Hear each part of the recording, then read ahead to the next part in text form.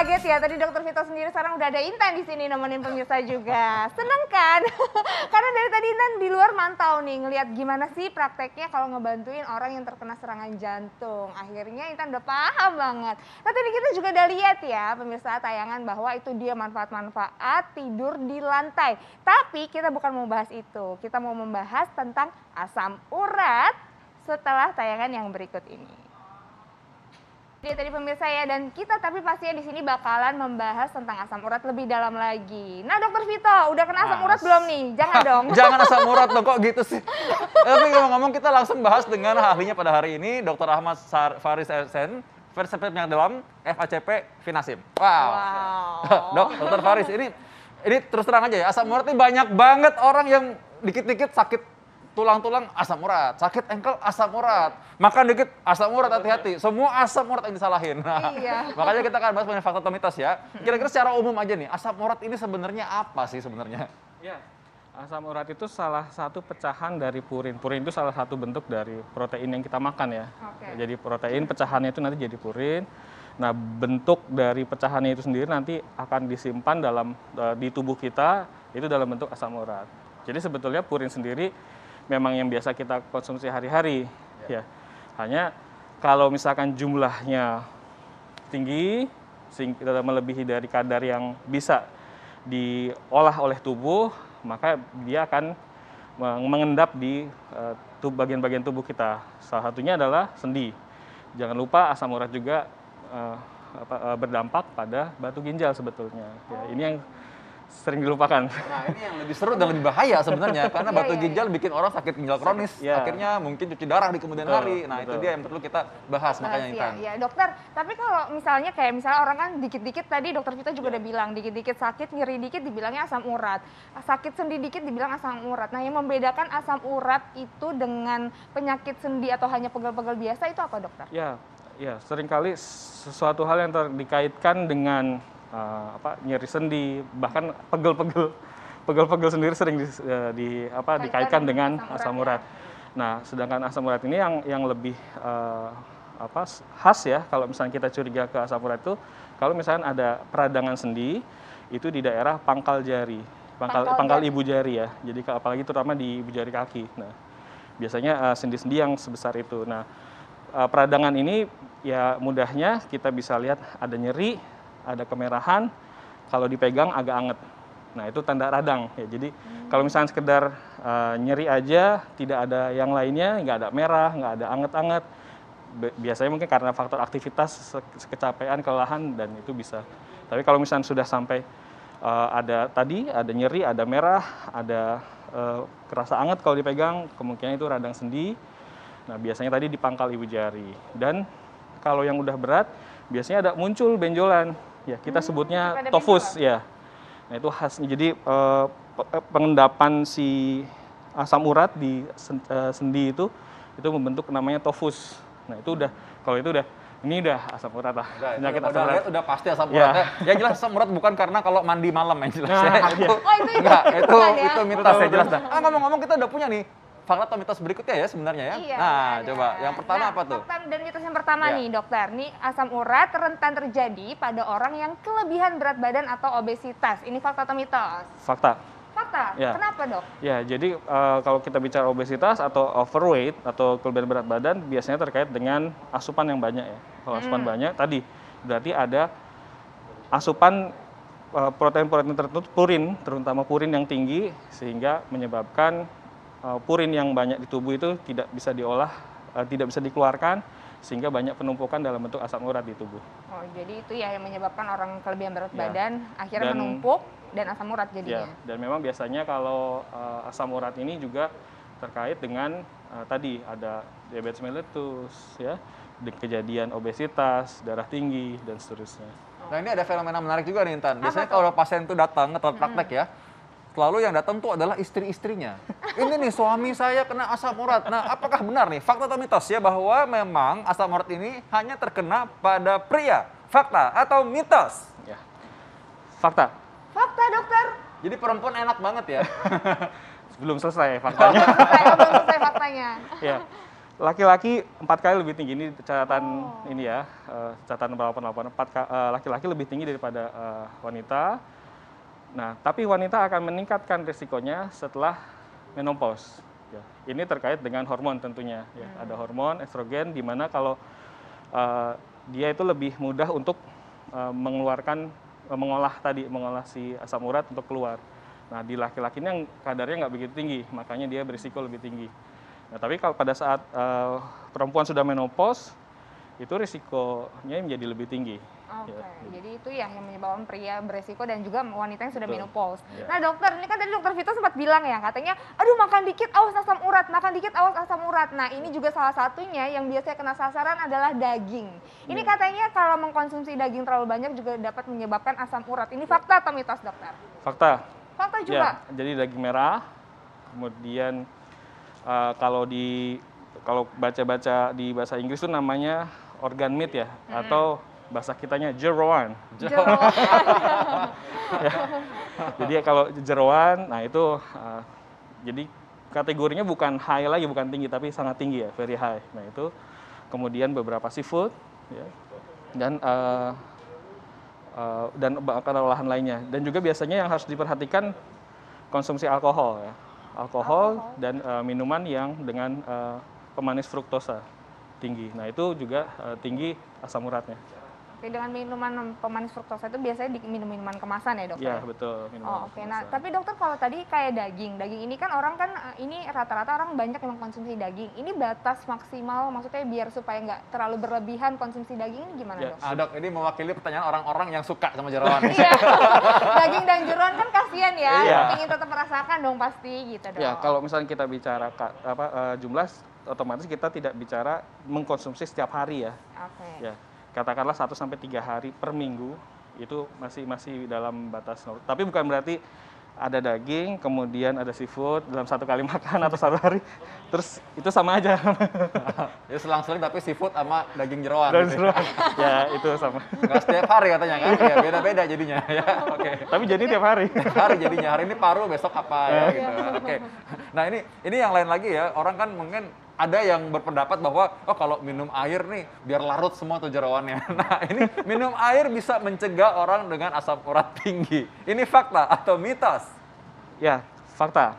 Fakta, dok. Jadi ini adalah salah satu penanganan tanpa obat ya, penanganan selain obat. Kalau kita bilangnya non farmakologi, cara-cara untuk mengurangi peningkatan asam urat yang bisa kita lakukan di rumah. Ya, salah satunya adalah minum air bening yang banyak ya. Karena kalau misalnya kita bayangkan misalnya kadar asam urat ini dalam satu tabung ya gitu ya, satu wadah, itu kalau misalnya asam uratnya sebesar katakanlah 10 cm ya diameternya, dengan airnya yang tingginya 12 cm, nah kita tambahkan airnya untuk mengurangi kelarutan asam urat dalam satu. Jadi diencerkan gitu ceritanya. Diencerkan. Karena kan ginjal kita kan kayak filter ya. Filter, kita ya. betul. Kalau saringannya kotor banyak asam uratnya dikasih air banyak Kasih air. biar keluar gitu. Jadi Tapi ini nggak membenarkan yang tadi ya, makan selang-seling paru, bukan. jeroan, besok seafood, terus minum air yang banyak, nggak apa-apa kata dokter Faris kemarin. Enggak. Bukan, nggak boleh ya. Bukan Nggak gitu, boleh. bukan Jadi gitu, bukan tetap gitu. bukan excuse ya dok ya. Tapi dokter kayak tadi minum yang banyak itu ada batasan literan nggak sih yang maksudnya yang bagus lah untuk kita mencegah asam urat? Ya, kalau kita bicara Saya mulai takut nih. Ternyata tapi masih jauh ya sebenarnya harusnya ya. Kalau kita bicara dewasa, ya, rata yang diperkenankan, yang dianjurkan adalah 2,5 sampai 3 liter per hari. Ya, jadi kalau misalnya dalam 2,5 sampai 3 liter per hari untuk masyarakat umum itu yang dianjurkan. Oke. Ya, Ya. jadi itu ya. Nah ini ada orang ya, jadi dia tuh udah banyak menjolan-menjolan tuh. Iya. Yang tadi udah kita bilang tadi tofus ya, udah bengkak-bengkak, terus udah gitu, dok ini saya kasih minyak, saya pijet tuh lama-lama hilang. Jadi boleh nggak sih dipijet sebenarnya itu, Iya. supaya masyarakat tahu juga nih. Ya, memijat sebetulnya tidak disarankan untuk pada kasus terutama yang pada saat serangan ya. Karena pada saat serangan itu sel-sel radang sedang aktif-aktifnya di sendi. Pada saat kita pijat itu sama aja ya kayak kita membuat penyebarannya lebih di sendinya itu lebih banyak ya gitu, lebih tersebar.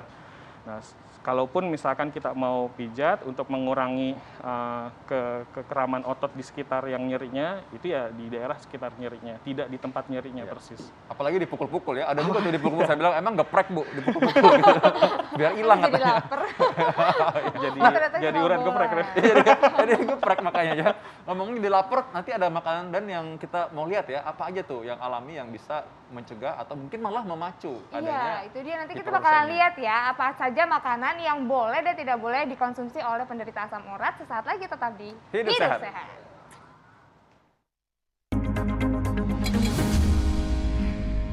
Ya, menarik banget tadi ya dibilang bahwa ini adalah penyakit raja-raja. Padahal sekarang penyakit yang merakyat banget ya. Ya. Coba mungkin pemirsa harus tahu juga nih, kenapa dulu dibilang penyakit raja-raja, Dok? Ya, jadi dulu kita bilangnya kan ini penyakit gout arthritis ya, penyakit radang sendi gout. Ya. Dulu itu dibilangnya the disease of king of disease. Gitu. Jadi penyakitnya para raja dan rajanya penyakit. Gitu. Jadi penyakitnya para raja itu karena ya dulu yang bisa makan tadi yang daging tiap hari dan sebagainya itu kan raja dan di sekitarnya. Dan kenapa rajanya penyakit? Ya kan raja dulu kalau komplain dikit nyeri apa, langsung bikin heboh. Gitu ya. Ponggawa. Iya. Nah itu jadi kenapa disebut akhirnya penyakit para raja dan rajanya penyakit. Nah itu memang soalnya penyakit yang enak-enak itu memang raja-raja bisa ya. Tapi sekarang udah merakyat sih sekarang. Sekarang Di depan kita ada makanan nih, tapi makanan sekarang ini lebih demokratis ya. lebih down to earth ya. Semuanya udah bisa makan daging soalnya. Nah ini makanan raja bukan Intan nih di depan. Iya dokter, ini ada makanan-makanan nih di depan kita nih, ada buah-buahan, ada berry-berryan ya, ada Ya, kopi, coba nih, ada ada putih, pisang ya. ada pisang juga. Nah ini sebenarnya makan makanan buah-buahan ini apa manfaatnya bagi penderita asam urat dokter? Ya, oke. Salah satu yang direkomendasikan pada berbagai ini ya panduan ya itu adalah mengkonsumsi buah-buahan yang kaya akan oksidan ya. Jadi dan berry dan termasuk yang di sini nih, alhamdulillah kita di sini ada lumayan lengkap nih untuk yang tinggi oksidannya ini ada di sini dan ini yang termasuk yang disarankan. Ya. Jadi kalau daripada tadi mungkin bisa sambil ngelihat daging tapi yang dimakan bisa. Tapi nanti jadi semuanya makan daging, yang penting makan buah nggak juga ya dokter ya. Jadi pakai pisau sama garpu tapi yang dipotong Dipotong pisang pisang. gitu ya. Keren ya. Daging. Yang banyak antioksidan tadi yang kata dokter tadi itu adalah lemon misalnya ya. Ya. Lemon banyak antioksidan. Lalu Berry juga. Berry ya, terutama berry ini justru makin ungu makin kelihatan banyak antioksidan itu kalau makin ungu buah-buahan. Makanya ada grapes juga ya, buah Kalau anggur gitu. beberapa tulisan itu malah berry itu lumayan di atas Atasnya. tempatnya. Oh, berry tetap di atas Termasuk ya? yang di atas. Nah dokter, ini untuk bisa bagus untuk mencegah atau mengatasi orang-orang yang sakit asam urat, konsumsinya ini berapa banyak dan berapa kali sehari sih? Sebetulnya kalau untuk konsumsi seperti ini kita nggak ada batasan dosis ya. Jadi tapi bukan juga satu piring terus dimakan. Makan semuanya. Iya. Tapi satu atau dua Sesuai porsi ya? Ini sudah cukup. Oke. Nah, ini ada fakta atau mitos nih ya, kita lihat nih sekarang. Nih, kompresan ini ya, ini kan ada kalau kadang-kadang orang kan kalau mau meredakan asam urat itu dia menggunakan kompres. Nah, tapi dia kompres dengan es batu. Ini kata jangan dengan air hangat. Ini fakta atau mitos? Ya, yang bisa kita lakukan di rumah ini adalah mengkompres salah satunya memang. Iya. Ya, jadi beberapa panduan itu mensarankan untuk dikompres dingin. Oh, jadi bukan- fakta ya dengan bukan- es batu, ya. bukan dengan air hangat. Ya, yang dengan dingin ya, kompres dingin. Nah itu untuk ya cukup untuk mengurangi nyeri lah, mengurangi nyerinya. Tapi tetap untuk beberapa kondisi kita akan menyarankan baiknya kontrol ke dokter ya. Terutama kalau misalkan serangan pertama, kemudian kalau misalkan sudah dua hari nih kok nggak pulih-pulih, itu segera kontrol. Tapi gitu. kalau ini salah satu yang bisa kita lakukan di rumah dengan melakukan kompres dingin. Soalnya biasanya kan hangat tuh ya, misalkan Ya. orang sampai panas dan sampai benar-benar kayak meradang gitu ya. Ya.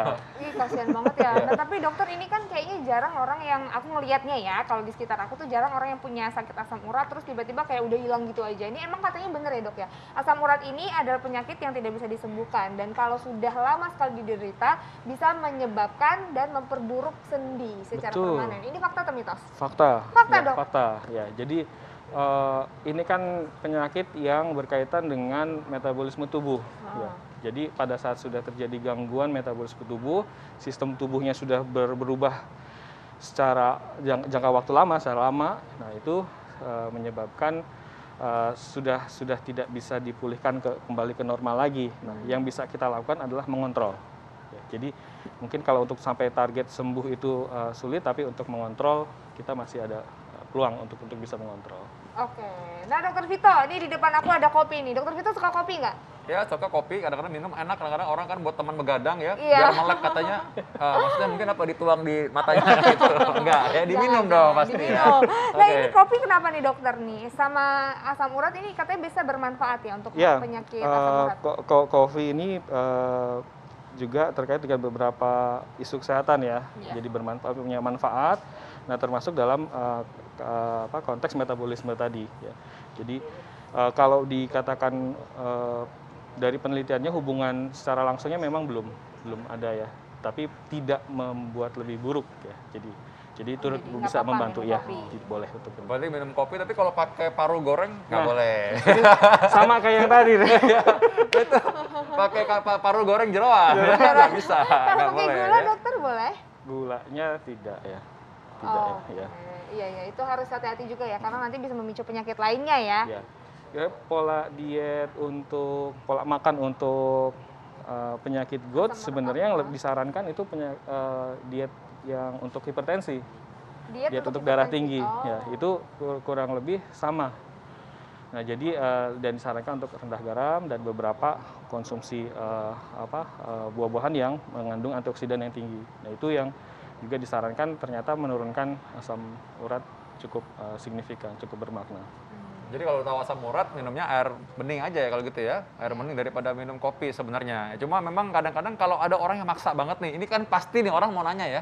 Dia bilang katanya, kalau cuma dikit aja boleh nggak dok gitu? Itu pasti pada mau nanya tuh kayak gitu, ya kan? Kalau Bener. semua itu kalau yang dikit, maksudnya tidak berlebihan boleh, ya. Tapi Walaupun bukan sakit. kalau pada saat nyerinya tentu tidak ya. Oh, tapi kalau lagi Tapi normal kalau nggak kalau apa-apa. lagi normalnya boleh, tentu tidak tadi sedikit tapi sering juga sama aja. Sama aja ya, konsisten namanya itu ya. Ya, konsisten dalam hal yang Ya ini buruk ya, buruk nggak boleh ya. tidak disarankan. Oke. Nah ini banyak banget ya, ternyata memang bahan-bahan alami seperti tadi ini ada apa nih, pepaya. Ini jambu bukan sih? Ya, Jambu jambu ya. jambu. Ini buah apa yo? Ini Ada apel, kiwi, lemon, apel. kiwi ya, Iya. pisang. Ya ini dari tadi harus dikonsumsi seperti kita makan sehat biasanya Biasa ya berarti ya aja. dokter ya. 2 Pendamping sampai 3 atau- porsi per betul. hari. Udah khatam ya. Udah sampai khatam. Nah, tapi kalau minum airnya dok nih, air bening. Air beningnya itu harus hangat, biasa atau dingin boleh atau bebas? Bebas. Oh, nggak masalah ya, nggak pengaruh ya berarti air dingin? Ya berarti mitos kalau orang minum air dingin asam uratnya mengkerut ya, lalu makin menjadi-jadi ya. Iya, iya, katanya gitu kan, iya ya? Enggak begitu ya. Enggak begitu. Ini Mewakili. sebenarnya pola hidup yang menjaga makanan artinya dengan batas secukupnya. Batas secukupnya. Dan juga tadi dengan minum air bening dalam hal ini asam urat bisa mencegah timbul asam urat ya. Wow, terima Oke. kasih Dokter Faris. Sama-sama. Terima kasih dokter terima kasih. informasinya, terima kasih Sama-sama. banyak. Ternyata masih bisa ya dokter Vito ya kita menjaga kesehatan tubuh terutama asam urat dengan bahan-bahan alami yang kita temui di rumah. Iya, gak apa-apa kan. Hidup sehat dong pastinya kan. Nah, setelah ini masih banyak lagi informasi lainnya yang akan kita sampaikan. Ini penting banget loh. Tetap bersama kami di Hidup Sehat. Hidup sehat.